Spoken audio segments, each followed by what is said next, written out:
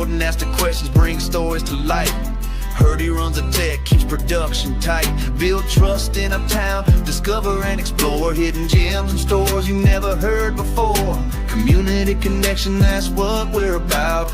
Tune in, join us, see what Mansfield's all about. Mansfield's all about. All right, everybody, welcome to Mansfield Buzz. It's Thursday, it's 2 o'clock, and yes, we're on every single Thursday. We started this channel, the Mansfield Buzz, back in March of 2024. And the cool thing is, Jordan, Paul doesn't know this, but he shows 75, which is really cool. That means we've actually covered 75 small businesses. And Jordan, if you don't mind, I'm going to let you hit the banners as we go through this instead of me and you switching back and forth in the equipment. Jordan and I, Paul, have access to the same thing, and so one of us clicks, everyone clicks it off. It's just sometimes we get really stupid on the dashboard, or Hurdy does. No, let me repeat that. Hurdy gets stupid on the dashboard sometimes. So, but anyhow, guys, for a local show, we're really pretty happy. Jordan and I are still increasing some things that we want to do to make it better. We're going to have a QR code launched next week where we're going to pass out cards because we want to support this not with sponsors, so they can't tell us what to do. We want to sponsor by donations. So we're literally going to have a QR code on card where people can donate to us, Jordan, and say, we love you. Here's $5, here's $10, here's $20. So stay tuned for that. Now, nothing says I love you more than money. A couple dollars, right? Right. No 50-cent donations will be allowed, though. Okay. So we're excited about that. It'll be done through PayPal because we can't monetize the YouTube fast enough. We've got to get the 3,000 watch time hours, and Google makes it extremely tough to monetize, but we can do it outside of that, which is really kind of cool. But also, guys, if you want to know where we're at, we're still averaging anywhere between 35 and 50 watch time hours every 28 days on YouTube, which is good for a local channel. We're not trying to push it out across the country. We want to keep it local for local business in the DFW area. So we're slowly pushing it out. But if you want to be on the show,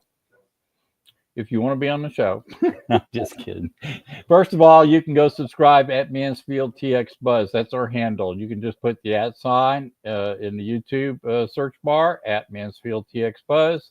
Go hit the subscribe button, or you can go to the long URL www.youtube.com at Mansfield TX Buzz. If you want to be on the show, real simple. Just put in the tagline, headline, top, put I want to be on the fantastic show that Jordan hosts, and ignore that Hurdy guy and just go to Hurdy at hurdyburke.com and put in, I want to be on the show, but please have Jordan ask me the questions. Okay. Please. That's all you Please do email Hurdy that. That'd be hilarious. Nah, we're having fun. Guys, just get me an email. And I will tell you, we are booked all the way through November, and I just filled 2 more slots in November. I think we have 1 slot left and 2 in December before we shut down until next year. So, we're pretty excited. All right, guys. So icebreaker time, and then Jordan's going to jump in with Paul, and we're going to find out about his icebreaker. So we'll be right back.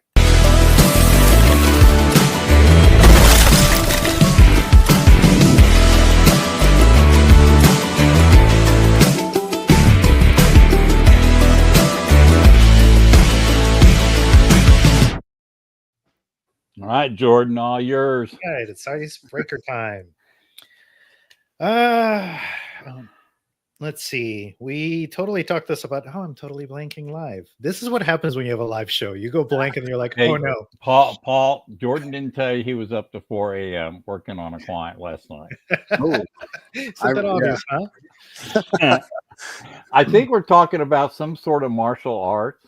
That's right. Yeah. Thank you, Hurdy. Yeah, you're welcome. Host for whenever you blank out. I'll send you some coffee over on DoorDash. Just sit tight. I will happily await it. That would be a great call. Icebreaker time. Paul, thank you for coming to the show. I want to get you nice and warmed up so we can get into our conversation. But not only do you kick ass at cybersecurity, but apparently you have some interesting hobbies that you're getting back into. So I want to hear a little bit about that. Yeah, I'm planning on getting back into jiu-jitsu after mid-October. Just had some really been inconsistent with jiu-jitsu off and on, just because of the work, getting hands-on certifications, hands-on keyboard for cybersecurity, offensive security. You have to literally be hands-on keyboard. It's not multiple choice. So that takes a lot of your time. And then sometimes, I even had stomach issues where I thought I had stomach cancer because I never had any issues with my stomach. So I didn't know stress impacts your gut biome and all that. So I started getting acid reflux. I never knew what that was, indigestion, how to do an endoscopy. And, I was doing 4 to 5 certs at one time, and I really just overloaded my body. So it's been up and down in jiu-jitsu. Was planning on doing it going back into June, but I really sprained my ankle really bad, and then also turned out to be a fracture. So it's been one of those roller coaster rides. So after this, I got to get my time management down, and then being able to get back in consistency mode. And then next year I want to actually compete again. Hey, Paul, don't feel like the Lone Ranger. I have an ankle that swells up just because it doesn't like me, because of something I did when I was a kid. And so, just understand, I'm with you, brother. I know it's all part of it, right? All right, his head swells quite a bit too. Yeah, but that's a good discipline. That's gonna, anything we can do to help our bodies along, whether it's doing yoga, Pilates, something, I walk, so good for you. All right, so really quickly, guys, we're going to do a rewind from last week, and then we're going to dive into cybersecurity. I encourage you, if you're on live, to chat with us, but also to make sure that you stay with us, because this is something that you're going to really enjoy, and it's something you may not even be thinking about a lot. You need to be thinking it today. So we'll be right back after the segment. Quick rewind, keep it tight. Highlights, prime to ignite. Catch the vibe.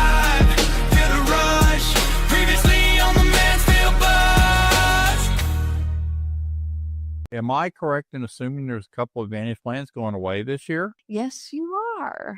Yes, you are. So there are some going away. And then also there are some carriers are not paying commissions anymore to us agents as well. Wow. And if that happens, I will still tell you, okay, this plan is good for you, but I cannot sign them up for that plan. So they'll have to do that on their own. I will help them, but I cannot be their agent of record. Because I can get in really big troubles. All right, guys, there you go. Mansfield Rewind. We want to come back and make sure you go back and check out some of our archive shows and make sure you follow through. And by the way, I consider everybody we interview to be an integrity-based business. And the fact they'll come on and talk an hour gives you some good information to choose them as somebody for a service or product. So pay attention to who we have on the Mansfield bus. And Jordan, let's talk cybersecurity with Paul. Yes, I'm so excited about this, Paul. This is a topic that I honestly don't know a lot about, and I think a lot of people don't. So this is going to be very helpful for the lay people out there to just understand, because nowadays it's such a buzzword, cybersecurity, and I feel like everybody's cousin is starting a cybersecurity company because I see them popping out everywhere. But I'll be honest, you are the first person that I hear that has a cybersecurity company that is an actual hacker, which I think goes a long way, because you actually understand what you're trying to protect. So I'm going to run through questions about this, but I would love to know how you got into this. Because hold the time out. Who is Digital Liquid? Paul. I have no idea. Okay. Okay. All right. I don't know, but cool name and cool avatar. Maybe. We'll see. Anyhow, thanks for chatting with us. Herdy, our live show is gonna get hacked. I'm calling it. Well, way it goes. We got Paul. Live test, y'all. All right, Paul. I want to know, how'd you get into this? Like, how does one become a hacker, and then how does one suddenly decide to take that skill and use it for good? Because I really want to go through the whole stories that we have, questions that we have, but I'd love to know about how you got into this path. Yeah. So I'll give the high level timeline. So pretty much in 1999, my junior year, I used to do people's DirecTV and Dish Network cards, and then also help my uncle solder the old school pirate boxes back in the day. Yep. So that's how I got into it.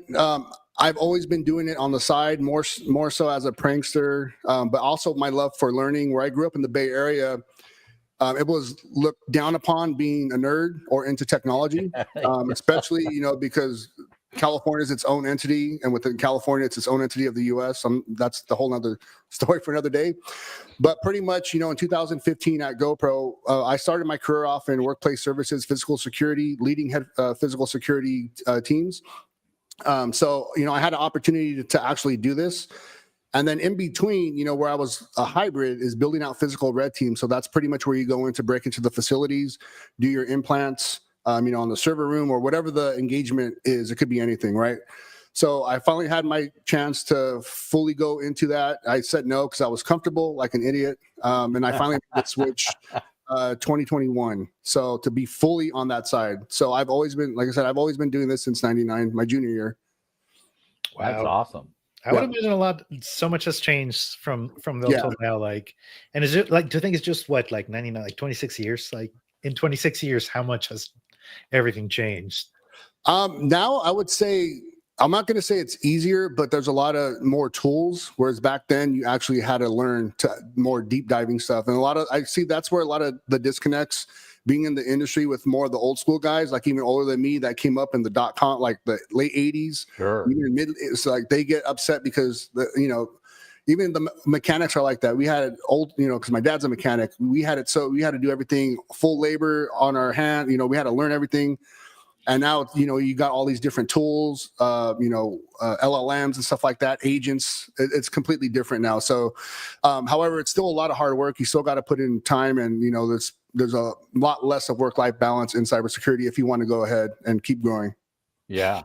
I can imagine there's nothing, and I don't mean to interrupt Jordan's questions in the beginning of this. I can't imagine, and we'll go down this road. I just can't imagine that it's not constant homework today. If you're truly going to be on top of this industry, right? You're always looking, always researching. That's cool. You have to. Technology changes so fast, different exploits. There's stuff called 0 days where companies don't even know that there's vulnerabilities out there. They're being sold on the dark web. So you always got to be on your P's and Q's, and you actually got to stay up on top of technology. If not, I always tell people my goal is to be ahead of the trends and curves. If not, you're going to go extinct. Yep. All right, here we go. Yeah, let's go into it. Fun times today. Now, I do have a question, Herdy. You wrote this question. What is an MSP? Yeah, that Paul asked the question. We'll let him answer that. So an MSP is so let me break it down. There's IT help desk, and then there's cybersecurity. So an MSP is going to give you the help desk, your laptops, your licenses, your Microsoft, your Active Directory, maybe do some stuff with your servers. Whereas cybersecurity is going to do your EDRs, your CrowdStrikes, your SentinelOnes, getting some of your other tooling. If you want Intel 471, if you want Corelight, Darktrace, more of the actual cyber side of things. If you want your pen test, there's a big. There are two different entities, right? So there's people that still call cyber IT. It's not IT. They're two different arenas. They used to be back in the day, like maybe pre 2013, 14 ish, and then 15 is when cyber really started taking off. But they are completely two entities. So that's what an MSP is going to provide for a company. It's just going to be your break fixes, your laptops. I can't get in, my admin credentials to my cloud server. I need a top, etc. So there's a big difference. Yeah. Okay. And I was going to say, you threw a lot at us right there. So when you have buzzword,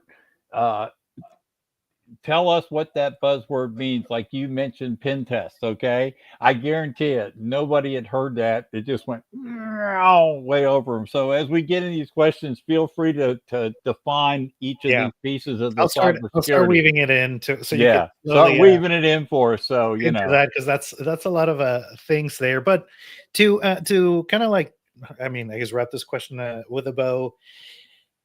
Yeah. It sounds like, you clearly define the two paths that you have, right? Like one is like your internet technology, the other one is cybersecurity, which it would make sense that is the division, right?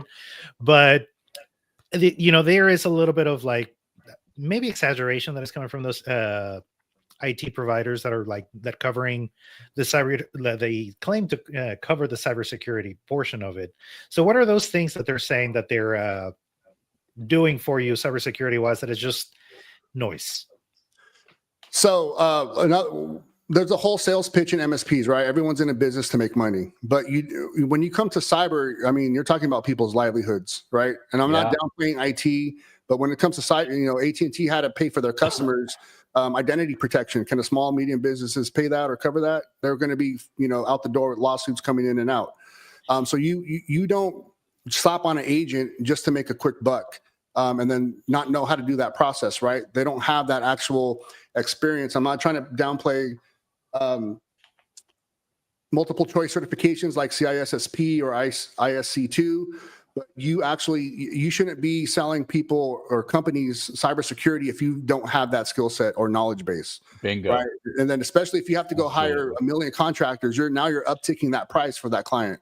Absolutely. So, and for me, I tell, I don't know if people think from the cyber side outside of pen testing where, I know how to do this. I do this daily. So I know how to write the scripts automated. I'm not going to need 1 million contractors to upcharge you, right? It's going to be quick fix.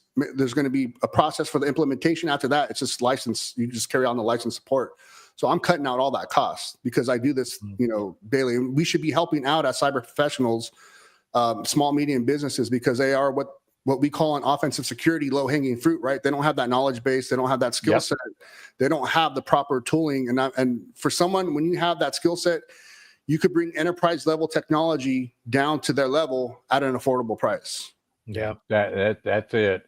Bingo. And I can't wait to dive deeper into that. And then toward the end, Jordan, come back and let's wrap that back in, because I want to ask him, it's almost like if you could have a cybersecurity expert, at the small business level that actually was contracted on your team that can handle all this, Paul would love to help you, right, Paul? I mean, that puts the peace of mind right into a small business, right? Period. So, and we'll dive back into that. Yeah. So that brings up a great next point. We have our IT security, you have our IT companies, you have cybersecurity. There, you started marking the difference between the two of them. Let's go a little bit deeper into that, and let's start unpacking some of the terminology that he used, because I think it's important, right? Like you have your IT companies, which provide a very valuable service. We run, most of our businesses now have a component that runs online. So being proficient in that space is important for everything to fire correctly. But then there's a security portion. And you mentioned a few things that are maybe things that we should be aware of that maybe come bundled with an IT company that maybe it's not in your best interest. Let's talk about first the certifications, because you talked about earlier on our icebreaker, you took on some hands-on certifications, hands-on keyboard certifications, and then there's your multiple choice. So that immediately tells me not all certifications are done equal. So can you tell us a little bit about that? Because that's, people flash certifications as like badges of honor. Like I did this, so therefore I know.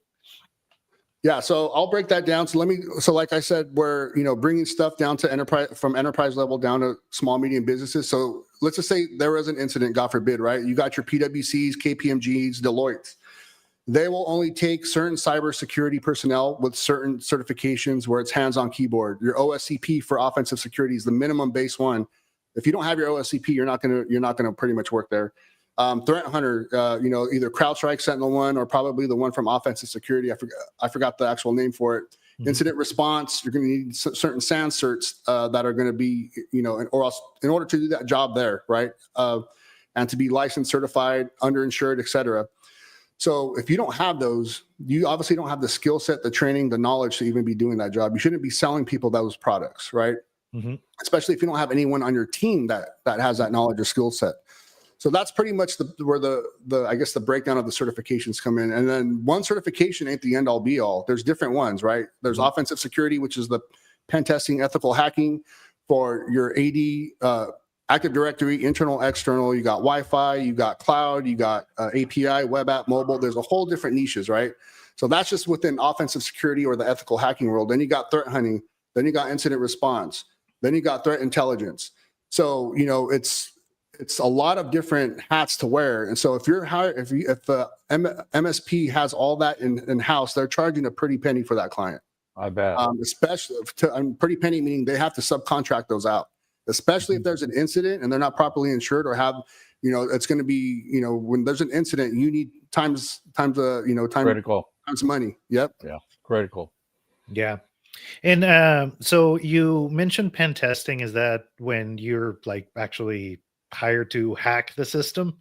Yes. So it's not just go on and when they say pen test, it's not just full on go hack everything. It's broken down. What's in scope, what's out of scope, right? Because if you go too much or you just run a tool or whatever, you could damage or break something or put something out of, Sure. business or put a client out of business. So you're always going to have a good person that has that project management where they know how to plan in scope, what's out of scope, but they also see where things could actually impact.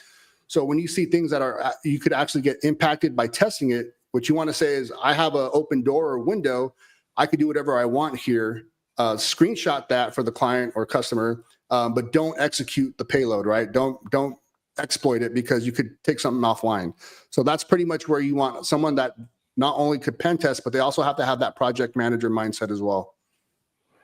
That's cool. I hadn't thought about that too. It's like, hey, see if you could hack this. It's like, but actually don't break it. Yeah. Can you, yeah. Paul, real quickly, can you clarify threat hunting? I think I understand what that is, but could you kind of dig into the threat hunting a little bit? Yeah. So threat hunting is a proactive term, meaning where a threat hunter is going to proactively look for threat actors, nation states, following their TTPs, their tooling, tactics, and procedures. From the MITRE ATT&CK framework. So they're going to go into your infrastructure, or if they're an internal employee, they're going to go in and look for certain tools and patterns of actual threat actors that are taking place today. So they're more of a pattern check on right. Exactly. Okay, gotcha. Wow, Jordan. Everybody by now this listening's going, crap. I'm in trouble. All right. Okay, so in the things that you talked about, what are some of the I'm trying to bring it down to our average audience that is listening and is going to listen to this. So some of these things, could you give us some example of when they're used against particularly small business? Because I know small businesses think it's not going to happen to them. Oh, yeah. I had a lot of friends, especially in the Bay Area. When I go there, oftenly I'll go mess around with them, not, legally, ethically, because then I'll show them, hey, this is open. This is what I've done, especially the ones that have restaurants or bars. Now everything's pretty much patched so far. But with the Flipper Zero, I'd be able to turn off their payment system, right? Because I'll jam their Bluetooth or they have open services on, and I'd be able to stop them from actually using their tablets, and I'll show them and I'll correct them, how to fix it. Mm-hmm. So pretty much that's the kind of the mindset I guess you would have for that kind of arena, if that makes sense. Yeah. So it could be like, just as simple as just sabotage, like you're going in there and just halting the ability to conduct business. Yeah. And then key thing I forgot to mention is good actual threat actors aren't going to let you know they're there. They're going to actually stay in as long as they can. They're going to build persistence, meaning multiple paths to stay open using a beacon, which, they're going to have more than one option, pretty much. I'm trying to, everyone says I'm too technical. So I'm trying to break it down. Hey, no, it's okay to be technical. What people need to understand is, your industry and you can help them. Okay. Yeah. And the technical terms people can figure it out. They just need to know it's an important part of their life. It's an important part of their business, period. Yeah, so we'll ask you. We'll ask you when it gets too technical. We'll drill you down. Yes. So just to be like the good ones aren't gonna let you know they're there. They're gonna stay. They're gonna just take and exfiltrate whatever they can, whatever they need on a daily basis, and you won't even know your stuff. They're there, let alone your stuff's being sold. That's PII, customer data, personal data, whatever the case may be.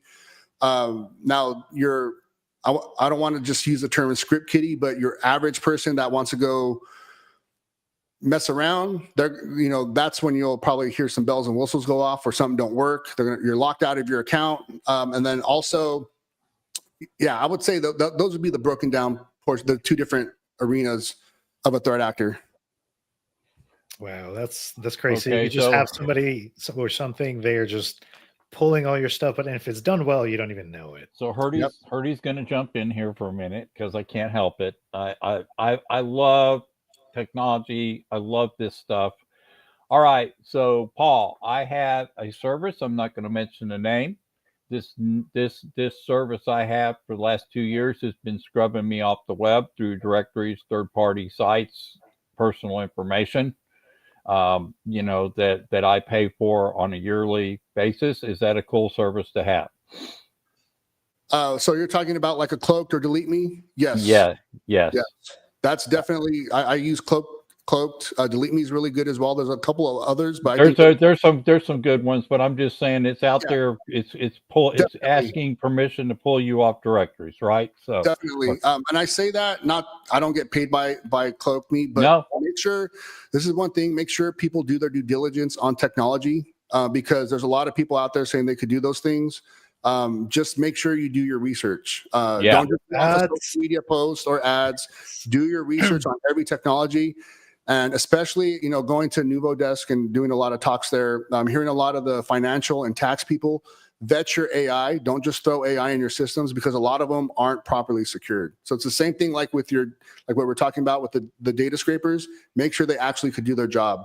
Yeah, and make them verify the transparency back in reports, correct? Yep. So you do your research. Guys, one thing I try to tell people all the time when I'm in small businesses, if you don't understand something when you get a message on a computer, before you even click it, go type it in and look it up and see what it says. It could be a fish. It could be a hack. It could be somebody trying. Just go do your research. Use common sense. Are you telling me a fish is going to send me an email? Well, I'm saying phishing's like somebody's throwing a fishing line out to you to try to bite on something so they can get into your accounts, okay? And that's the simple side. But my point is, if you don't understand the term, go look it up. Yeah.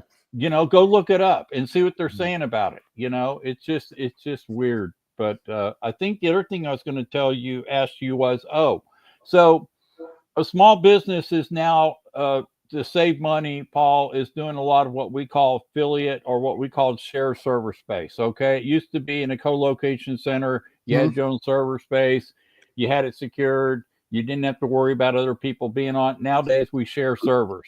Big deal, right? Yes. So number one for that, having to manage that in my past, making sure before you even sign any kind of lease agreement, any kind of contract, make sure that they follow your proper security operating procedures, your SOPs, any kind of plans, redundancy, business continuity, make sure they follow those in place. Because if not, something happens, you already signed the contract, you're at risk for it. Yeah. So that's number one.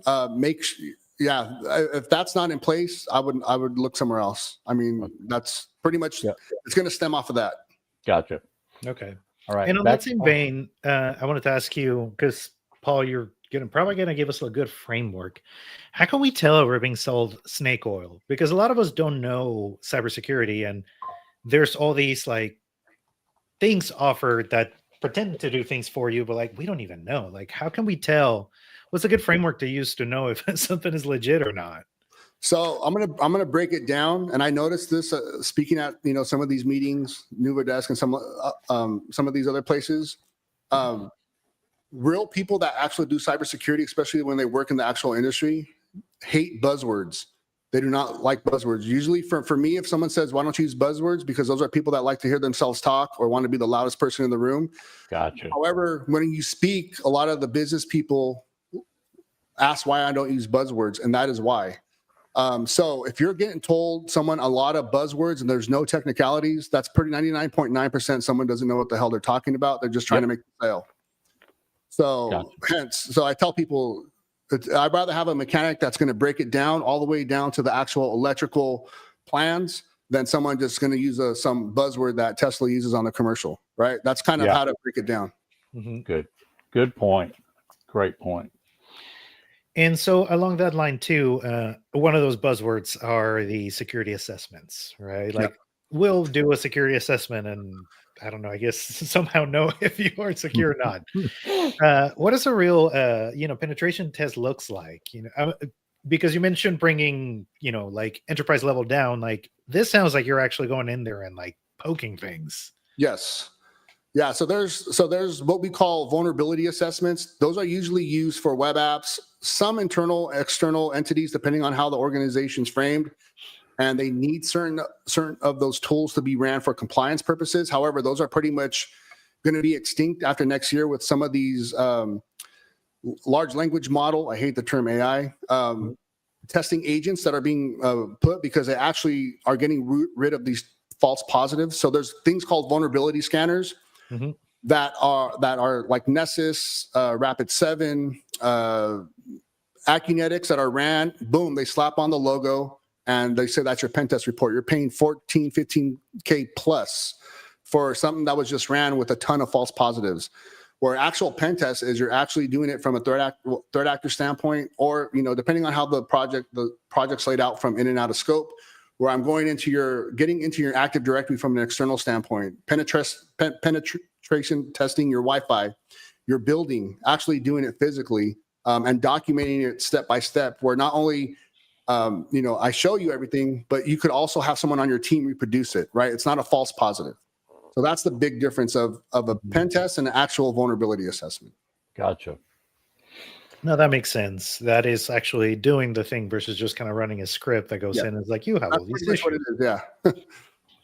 Yeah, that does resonate. I mean, in my field, I'm in marketing and consulting. That's definitely not nowhere near as technical, but a big part of it is understanding, are you saying the right things? And you can't just like scan a website to see like, hey, are you actually saying things correctly? No. Like, no, you have to go in and, understand the context. You're going in there and understanding the systems, even the building itself. That's crazy. But yeah. Well, like the building example, a lot of so if you're leasing or subleasing from, someone, usually 9 times out of 10, the property management and facility engineers are going to have their building management or life safety systems integrated to your network, right? Your MPO room. So if they're not following your SOPs, this comes again, they're going to leave wide open. So when Target got breached with the HVAC, let's just say if they're HVAC, or they got a big cat generator that has that's tied into the network, and that's how threat actors get in, because they're not secure on their end. That's how those things come into play. Yeah, crazy. Wow, that's really cool. So let's talk a little bit about your hacker background, because that, I feel like that is hands down like the most valuable thing that you can bring in through, is like you can actually think like a hacker does, so you can spot those things, because to you, this entire system looks differently. Yes. Yeah. So me doing offensive security, both on the physical and cyber side, brings a different aspect, right? So there was the last meeting I went to for Mansfield, there was another guy that was kind of doing the same thing as me. And he said, don't hire hackers to do your cybersecurity. And I'm like, well, if that's the case, why do all the big tech industries and companies hire offensive security professionals and look at their pay rate, right? And I just left it at that. No, because they want to emulate an actual threat actor, right? Wow. Threat actor, nation state, depending on the criteria of their organization. So that mindset is going to bring a different perspective than someone else that is going to say, oh, just slap on CrowdStrike or SentinelOne and it's the end all be all. Where I'm like, no, there's even tools that are made to mimic what threat actors utilize. So there's Fortra, right? Cobalt Strike, Outflank is the tool I'm talking about, that under Fortra, where it bypasses CrowdStrike, SentinelOne, Microsoft Sentinel, some of these big companies, because threat actors, like I said, there's 0 days or payloads that are out there that they're not detected yet. So that gives you the foot in and see how you could, bypass that. And then pull it back up on the report to go over the client or customer or internally. But so that's, I think, what sets us apart. And I don't mean the suits to be disrespectful for like financials. So if you go to like a lot of the cyber conferences, a lot of people, they just like authenticity, right? Be yourself, be the hacker community, cybersecurity community. And that's where it's authentic. And that's, where it comes from. We're not trying to sell you snake oil thing. We're actually do this for a living, hands on keyboard kind of thing. Yeah. That's awesome. Man, I have so many questions. I'm just going to wait till we get through this toward the end. So yeah, that's cool. And this next question we already touched a little bit on, just like not relying on a check the box security or automated scans. The hands-on analysis is far more superior. Tell me a little bit about just how that maybe like a little bit of a, I guess more of a, like bring it down to like a client or a situation that we can relate to it. So you mean like from a small medium? Yes, exactly. Yeah. Because I can see this, like you mentioned Target, and I could totally see that. And I almost see it as secret agent style, like somebody like breaking in and tapping into the unprotected section to try to hack the place. But I want to see it on the small business scale, because I know they're the most vulnerable and they're statistically the most attacked, but we just don't see it that way. I'll give you cash pawn shops within the DFW. A lot of them, not doing anything illegal, but just walking down the sidewalk, looking through the window with their curtains open. They're really, really vulnerable, and not knowing, like I said, just looking through the window on the sidewalk, I'm pretty sure they have a lot of things tied where they have a lot of their cash and valuables in the back room tied to that network. So that's one instance. A lot of health clinics that don't even have cyber, where I love my TRT, but Alpha Male in South Lake, where they leave their laptops and tablets wide open they're not even locked. So I could have just went in there when they closed the door to get the stuff to do my blood test, put in a Bash Bunny rubber ducky and have at it, right? Pull the data out. So there's stuff like that where, and that's customer data, PII, right? Client data. Yeah, so and that's HIPAA protected client data too. So I mean, you're like in double trouble. The compliance and auditing aspect in there, right? So, and a lot of dental offices do that. Like when I'm getting my teeth cleaned, they leave the desktop's right open. You can just go in there and plug it in, and it's the USB that I use, the rubber ducky or Bash Bunny, acts like an actual keyboard, so it's it's undetectable. So there's or the OMG cable, like the cell phone charger, right? It's the same thing. Wow. Okay, so I have a piece of I can't tell you the name of it, but I have one in my bag. I think I gave one to a couple people when I'm at a remote Wi-Fi. Not only do I have a VPN on, but I have in between the plug-in, I have a plug that allows no data to come out, be transposed. Okay, that makes sense. Yep. So I tell people to get those, especially if you're going to airports, stuff like that. So it only has power, voltage, not data transfer. Yeah. And it plugs in, and you plug it in, and there you go. So I carry 3 of them back. If anybody wants one, I'll give them one for free. Can I get some affiliate links at the description of the show, please? Yes, you can. You can. Hey, so Paul, let me drill down a little bit to a small business. So a small business sits in a, just in a regular office. They may have 2 or 3 employees. Each has a laptop. Each has, they file share. Each laptop may not be singularly set up for the office. They can do other tasks on it besides their work, right? Because maybe the company doesn't know how to secure them and keep them work oriented. What couple of things do they need to keep themselves somewhat secure? Yeah. So number one, test out their Wi-Fi, where their network's coming in, how the access is to where their ISP's coming in, meaning if they use AT&T or Spectrum, that's usually going to be the building MDF, IDF, or MPO room, making sure that's secure. So that'll be the first step, Wi-Fi, internet. And then second would be getting them on CrowdStrike, and then building out their policies for automation, and which will also utilize Ninja One. So everything's updated and patched. CrowdStrike also has their embedded LLMs for threat hunting, so it does that proactively. So if there's any threats, it'll isolate that endpoint, meaning laptop, server, desktop, even phone or cloud, from any kind of threat, for the threats to escalate, right, or to grow. It'll pretty much isolate it. You clean it out and then have at it. Or if you got to replace it, you replace it. So that would be my first 2 steps for small, medium businesses. And then obviously, if there's more granularity, such as, they got cloud, or they got half cloud, half prem, they're using different kinds of SaaS or other services where they're going to be touching, like if they're complex with data lakes for Azure or AWS, or Kafka, something like that, then that's when it's going to get a little more intertwined, deep dive assessment. Now, do you recommend a small business by chance that has their AT&T or whatever router that is at ISP? Because a lot of people don't realize the ISP collects as much information as a Google or anybody else, would you recommend they VPN on the router, or both the router and the local desktops?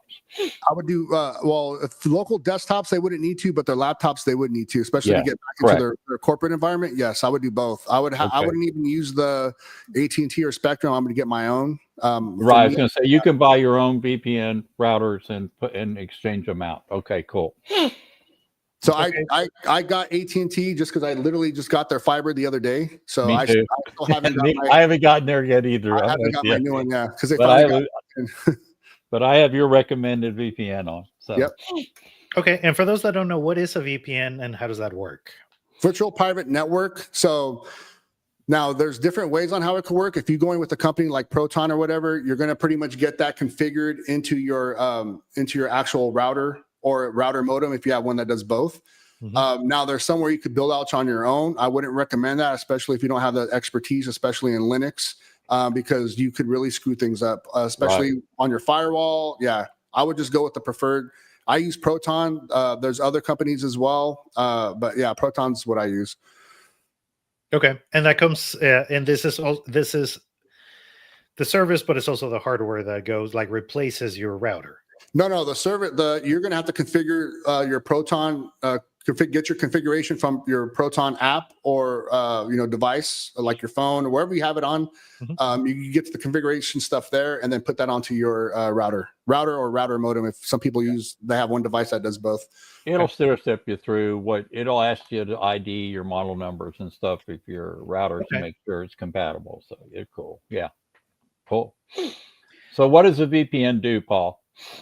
So pretty much what a VPN does is isolate your traffic. It secures it from end to end. So now just to be frank, they're not the end all be all. There are still ways around VPNs. However, its likelihood is very going to be minimal. Depending. But it's there. Yeah, it's there. Still there. So nothing is 100% hackable at all. Even if it's not even plugged into the internet, it's not 100% hackable. And anyone that tells you that, that's not true. That's correct. But the VPN, for the most part, is going to stay safe. So, like if someone does evil twin or evil portal, so like let's just say you go to the airport and I create DFW free Wi-Fi, and I could deauth you. So what deauth is I deauthorize you, kick you off, make you go onto my fake portal and use your login credentials. That's pretty much what VPN is going to prevent that. Yeah. Oh, wow. And the other thing is a good VPN does not track your traffic or your logs. It does not. It's not going to log your looking around the web. Right? Yeah, and that's when I tell people again to do your due diligence on the companies you use. Do your research. You'll find out that a lot of companies release your data when they say they don't. That's correct. All right. Okay. Next question. You mentioned you've worked with CrowdStrike, Ninja One. You just mentioned them actually, and build red team operations, which that just sounds dope. How does that level of tech stack benefit small businesses, especially? I love the red team part because you talked about it, right? Like just because it's not connected to the internet doesn't mean it's not hackable. Yeah. You could literally break into the facility, and you just mentioned connecting something that looks like a phone charger that can just steal your data. Like, I love this. Please walk me through this. Yeah. So OMG cable, you could build your own or get them from Hack5 gear where I get mine. They also, I think they were sold for 25 or 35,000 from the NSA. Now you could buy them for 100 to 180 bucks. So pretty much they're identical. They're chargers. You can't tell the difference from the Apple to Samsung. Now they also have micro USB. They got USBs as well. So those are considered implants, similar to the rubber ducky or bash bunny, the USBs that act as a keyboard. Now back to your question as far as red team operations. Now there's a difference between pen testing and then red teaming. So pen testing is project based, in and out of scope. Whereas red teaming is pretty much going to be a longer, stealthier duration of an engagement, and you're going to mimic an actual nation state or threat actor. So it could take 3 to 6 months to plan out, right? And you're actually going to mimic, like I said, the nation state or threat actor, and you're going to hit everything from all aspects. So you're going to do your OSINT, open source intelligence, all the way down to your reconnaissance, building out profiles on LinkedIn, from Facebook, seeing what these people like, what they're into. That's how you're going to get the phishing aspect into it, right? And then building out your social engineering infrastructure, utilizing AWS, DigitalOcean, GoFish, Evil Jinx for setting up your, like I said, the infrastructure for your phishing, your emails, setting up your vishing as well, getting your, all that stuff set up. Now, if you're going, let's just say into a company, can I buy FedEx uniforms at Goodwill or any of these pawn shops? That way, if I could look at their infrastructure, they're putting data on their floor plans on YouTube, which I did a video on my YouTube channel, my old company Box. It pretty much gives you the lay of the land. You can build out your own floor plan, how the office managers, the lobby receptionists, personnel, the security guards interact with vendors, and you can actually hear it live. That way, having a mechanical facilities background as well, that's also going to help me if I want to be AT&T or some kind of Coconut Electrical to get myself into the server data, MPO room, because I have that knowledge base. I know what I'm talking about. And I did my research on LinkedIn, how to get access, knowing when they're on vacation by looking at their Instagram or Facebook. So I could time that, build out a fake email, have it redirected to me on my phone. Here's the access, here's his email, boom, I'm in. So, that's pretty much the whole scope. And again, I'm using that because that's how my YouTube video when I worked at Box, how you pretty much would formulate that kind of scenario for a red team. That's more intensified. Do we know who this is? Oh, InfoSec Pat? Yeah, that's my friend. He also is on YouTube as well. Yeah. Okay, good. Thank God. Yeah. No, Pat, Thanks, man. Appreciate the really, comment. really awesome dude. Thanks for saying hi. Okay, so you definitely know how to. I hope you've terrified some people. I really do. Oh, yeah. Like, I'll give you a perfect example. Being in physical security, I'm ex-military myself, but I don't have that law enforcement military mindset.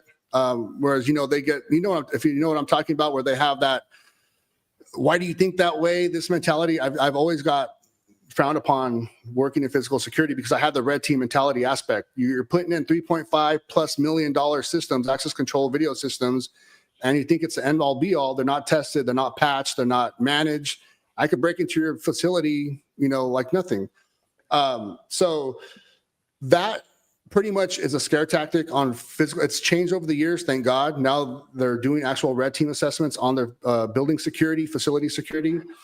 But also, even within cyber, I'll just give my example that I use at Royal Caribbean, working there is especially now doing pen testing medical devices. What if we got someone, A-list personality, CEO that has an actual health condition that we were able to find using OSINT reconnaissance, found out he's going to book this cruise on the Icon and, on Royal Caribbean. I'm able to get a foothold in there, being able to buy some kind of uniforms on ship, get into the actual medical device, now exfiltrate his data or shut it off where it actually kills him.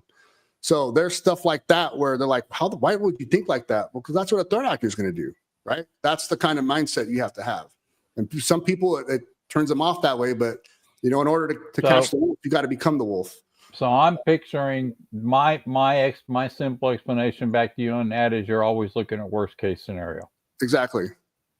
Not just worst case, but all cases. Okay, you're right. But worst case up, let's go. Worst case up the ladder, right? Everything. Yeah. And then also, it's not a fear factor, but there's also the risk mitigation aspect of which risk is high, which risk is going to be low. So, you also got to throw that into play, but it still could happen, right? You still got to throw it on there. So you just mentioned something that really got my attention. Why do people tell people when they're going to be out of town? Oh, so my friend's house got robbed 3-4 times. I've noticed in 6th grade. She's actually my 6th grade girlfriend. And she goes, I'm like, well, you went to Santana Row. You're showing people you bought all this Louis Vuitton. She's one of those girls. And then you're posting it. I could track it. I don't care if your profile is private because it happened 3 times after she made it private. I go, you're sharing that stuff to other people. They're resharing it. And they could pinpoint your address on one of the sites, the data broker sites. All your information's there. Right. So, that's people that do that just blow my mind. And that's pretty much how that stuff happens. Yeah, I gotcha. And that goes back to that data brokerage thing that go back and find the service you do your research and start getting those eliminated off the web. I mean, I'm telling you, get them out of those directories. Cool. Exactly. Small stuff. Our my little mind works that way. There you go. Well, let's keep going down the rabbit hole. Let's talk about cyber attacks now. How realistic is that for a small business in Texas? What have you seen happening to the small businesses, cyber attack related, to our fellow small businesses here in our area? Yeah. So how realistic are there for small businesses in Texas? I would say they are very realistic. I don't know what it is, but coming from California, I would say Texans are more lax on the technology standpoint, especially when it comes to cyber. Was it two years ago? The Tarrant County tax assessor got, I think it was like 938,000. Shut them down. I would have went for it if they would have wiped everyone's property taxes off the database, but that didn't happen. Hey, I remember the Dallas Police Department got shut down. Yeah. And then we had, was it business? The interior company in Texas and right up the street in Irving got hit. Ransomware. Not only that, it hit their employees, right? Their whole employee system got hacked, all that stuff breached. So I would say they are lax. Now, again, I would say there is a fear too from what I've seen, just going to some of these meetings and stuff, that there are people selling snake oil, and that is not good because it's preventing them to get the protection that they need. Agreed. Right. I would say that. The other one too is the medical aspect. United Health a couple years ago, or almost a year and a half ago. Yeah. Going to CVS a lot down here by my house. A lot of people, I didn't know it affected that bad to where they couldn't get their prescriptions. They had to pay full price, then get reimbursed after that. So that was a kicker. So that's another thing on the medical front, is having a backup plan. And I know that's costly. Some people can't get it, but you got to understand, if you're putting it can happen to anyone, it can happen to me, right? If Blue Cross gets hacked, I could be in the same situation today, within an hour. But you have to have a backup plan, and these things are going to hit when you least expect it. At least from what I've seen, and also from my experience. Yeah. Wow, that's crazy. Yeah. I do know. I was just, that reminded me not too long ago, or maybe it was too long ago, but the emergency signal system got hacked. Yep. The tornado sirens just started going off everywhere. Yep. And for it's totally fine what's going on, and come to find out somebody hacked the signal, because apparently you could just open the box and tap into it. It was loud for a couple of days. Even the signage, road signages here, they're on basic padlocks, master padlocks, where you could just make a shim from a soda can, pop them open, and you could have at it, which is shocking. I would put more of a secure lock on those. Yeah. Yeah, that's crazy. So I want to go back to one question earlier, because I'm curious. I don't know. I know a little bit about CrowdStrike. How do we implement that, Paul? Just go in and sign up for an account with them, and then what? You follow the bouncing ball, or what's the steps on that? Or somebody like you need to implement that? Yeah, so you can. However, when you do it on your own, you're going to pay for the license upfront for a year. So we need to go through you to get that set up. Okay. I would be better, and it will be cheaper. And then I would also be able to manage and do your policies, build out your whatever you need. I would be able to build that out and make it automated, not just through the CrowdStrike aspect, but also the Ninja One is going to be on top of that. That's going to manage your laptops, your desktops, your servers, your patching, etc. And they are integrated, but I would take care of that after the initial setup, depending on the type of business and the scope of the actual setup, the project. After that, it's just maintaining the license. Gotcha. Now, if there is an actual incident, and there are contractors needed, that's a whole different ballgame. But for the most part, there's nothing else that is needed after that. Yeah. So my point is to go through you. There's no sense somebody trying to individually set that up. Okay. Gotcha. I just wanted to clarify that for everybody, because everybody sounds like you can just go sign up for one of these services and it's done. Not the way it works. But you got to build out everything. Yeah. Gotcha. So then let's jump into the, we looked at some of the worst case scenarios. Let's flip it around and see what can small business owners do to implement their cyber security defense, and just really take an active step to securing their business, their livelihood, their clients and customers, what can they do to like actually make things better and not just fluff? For me, I would get multi-factor authentication, not the app. I would actually get a YubiKey because, again, that still could be hacked if someone gets it, right? If you lose it or whatever. But I would get a YubiKey because you actually have to be there and press it. So, like, there's certain Microsoft Authenticator, right? Google. So if you log into Microsoft 365, like I was talking about doing some of these phishing engagements, I could pull your Authenticator app using the redirect. And get access to your credentials, right? So with the YubiKey, you actually got to plug it in and actually press it. Don't make the actual keys like on NordPass or any of those because your keys are housed in your browser. If something happens with Chrome, they could technically get that, right? There's multiple other implications that could happen. I would recommend if you can, not all applications, I don't know why banks don't do it. Their banks are just horrible. But make sure you can, whatever you can do with a YubiKey. Yeah. So in other words, just to clarify to our small businesses out there, rather than setting up a general authenticator, go ahead and use or even set up your NordPass or LastPass or whatever you're doing with your passwords. Make sure you're doing that on the key, not just because you're connected still to the internet through those. They can be hacked. Okay. Gotcha. And then second tip, if you do use the actual app, don't save your keys on your phone or your laptop. Yeah, don't. There's people that still do that. Because that's in the cloud. I mean, if you're saving something to the internet, think about that. Yeah, just print them out, keep them in a safe. Don't even have them on your computer. And I tell the same thing to people that are running on their crypto. Right, if you got your key, just manually put it somewhere. Don't enter it in your cloud. Or leave it on your browser, saved on your browser. Or leave it open. Yeah, exactly. That's funny. Okay. And what about the next level up? So now they're wanting to secure their business and actually, you mentioned CrowdStrike and other products. Like, what's the next level up when you're, coming to the realization like, I should probably get some of this locked down? I would recommend getting CrowdStrike EDR protection and start from there. Like I said, a lot of the tools that's embedded right now, it has a proactive threat hunting. It's going to block down everything. There's two kickers with CrowdStrike. Number one, it will lock down and isolate your endpoint. Number two, it's actually updating 24/7, right? All the different hashes, threats, etc. Everything is updating. So whatever's new and latest that they have will be implemented and will be able to catch if, God forbid, something did show up like that on your infrastructure. Right. And then number three, there's actually three of them, which a lot of people, even in the industry, don't talk about. It prevents insider threats. So again, it's not AI, it's LLMs. So it'll build out that infrastructure on a user, right? On a user's normality. So if a user does something out of the ordinary, it will shut down and lock down their account or isolate the endpoint. So like if you got an insider threat where someone's upset or wants to do damage to the company, want to download everything and sell it, put it on Twitter, you made a political statement and someone wants to do one of those crazy things, CrowdStrike comes in handy for that. Okay. Wow. Now, is that fairly, I don't mean to get you to quote anything, but is that fairly expensive for a small business, or generally is it within reach?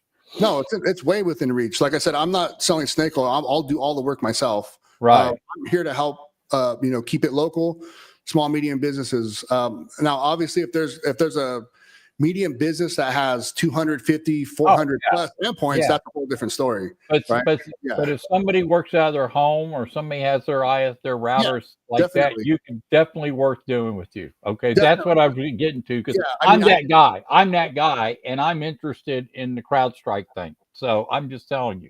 Yeah, no, and I can manage a big company like that. It's just obviously there's more granularities in that where it's going to be different, right? But like I said, especially if they have the different clouds and all that stuff, it's going to, it's obviously going to be different project setup costs. Okay. All right. Gotcha. Cool. Yeah. So I think we've answered this over and over and over again, but I'm going to ask it anyways. Why should business owners watching this partner with 0x3Security instead of just going with your standard IT / cybersecurity check in the box? I chose A enough times and passed the test kind of company. Yeah, I'll say the first two again. We're built by hackers. We do this for a living. Number two is we actually take the certifications, gain the knowledge, and also above the trends and the curves for the new threats. And then number three is my work ethic will go a long way. It's proven in the industries, especially in the tech industry, where I've grown my career at and been pretty much a part of all my life, except for currently Royal Caribbean. Yeah, I would just say my knowledge and skill set, and is there, but also me wanting to learn and grow, right? Being able to be ahead of the trends and curves. I can't stop preaching that enough. Is at the forefront. So, Paul, I have one more security question for you that I've always wanted to ask somebody, and I think you're the person that can actually answer that. I was doing some research about a year ago and was reading about, our cloud backups and the backups we do on our systems today, right, to keep us in business if data disappears. And that is, I noticed that that there was some ransoms where they actually not only got the computer, but they were able to ransom the backup. So what are I guess what I'm asking you is what do companies do about their backup on their data to keep it from being ransomed in case they lose their device? Does that make sense? Yeah, for me, I would always have an on-prem isolated where a backup is shot there as a third redundancy. Right. That would be me. Now, however, a lot of the clouds that are getting their backups that are getting ransomed, a lot of it is coming from misconfigurations, hence a pen test, right? They could show you where your misconfigs are and actually get those fixed. Gotcha. Yeah. Because my data is critical, right? I have to have a backup. If this computer died today or whatever, I'd be out of business if I couldn't. And a lot of my stuff's in the cloud, but there's some critical things that I have to have on my backup. So that's why I was asking. Okay. Yep. And then also, just real quick on that, make sure your backups are done correctly. You don't need a full built-out server on AWS or Azure. You could just actually have snapshots, and then if that gets taken down, just spin up another one. So you're not paying for the data and that cloud quote unquote machine to be up and running. You just have the actual snapshot and spin it up when you need it. Gotcha. Okay, cool. Jordan, I'm totally confused.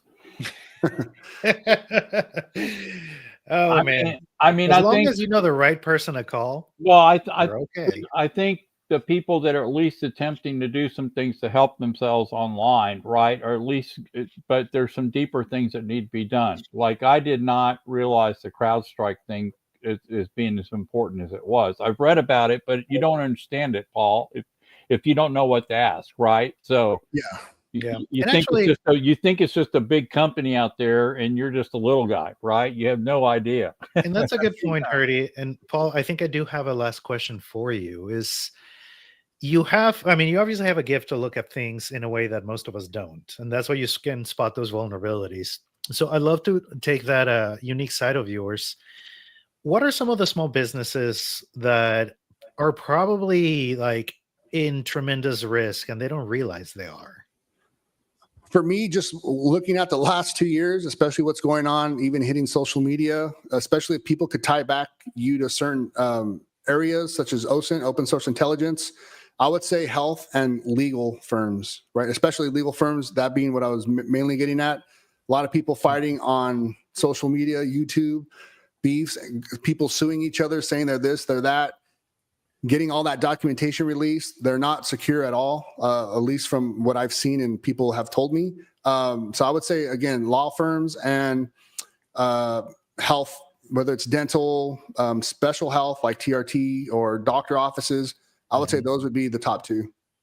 Yeah, my feeling is that Google's always been really, and this is just thinking in between the lines, right? Google's always been leery of law, health, because they're nervous about the implications of data, right? Yep. There's reasons why they don't like certain areas in search. Yeah, interesting. I think it all ties together. I may be wrong, but seems like it. So law firms need to definitely be tied down, and I would imagine anything health does, because we're seeing huge examples. Oh, all right. Yeah, I'll definitely rate those my top two. Okay. By far. Man, this has been good, Paul. Cool. Thank you, sir. I got your website down here. If you guys want to check him out, do this. Highly recommending. Paul's been to a couple of our networks, and Paul, we'll hope to see you back soon because there's a lot of small business in there. Yeah, there's a lot of small businesses that need your help in there, and I definitely want to sit down with you myself personally next week if we can. I want to meet with you and talk about the CrowdStrike thing and have you do an overview of what I have. I think I'm pretty good, but I'm not great, right? I'm pretty good, but I'm not great. We should just have you live again, and then you could just hack her. Well, I don't want to tell people what I have. Okay, I just want to. I'll do that between me and Paul. I don't like to say, well, I got this, I got this, I got this. I keep up with stuff. Live pen test on Herdy's computer. We'll just broadcast it. See what he can dig out. So next week we are going to have Patty on with Dreammaker Travel. This is our halfway show. She did 9 series with us, Paul, where she takes the same questions, but she applies them to a cruise, to a special trip, an adventure trip. So, and they are fantastic. So it's going to be a little different next week, Jordan. We're actually going to record her on Wednesday and put it as a premiere on YouTube on Thursday as a live, because she works on Thursday. So we won't do anything next week, Jordan. It'll automatically start on time at 2:00, which is really kind of cool. So, hey, welcome everybody. Thank you, Mansfield Buzz. Paul, thank you. Go check out 0x3Security. Stay with us for a few minutes after we end this. We're capturing your voice individually on our backup, so we want to make sure it's fully loaded to our server. Okay, so sounds good. We'll see y'all next week on the Mansfield Buzz. Have a great day. See y'all later. Bye, y'all.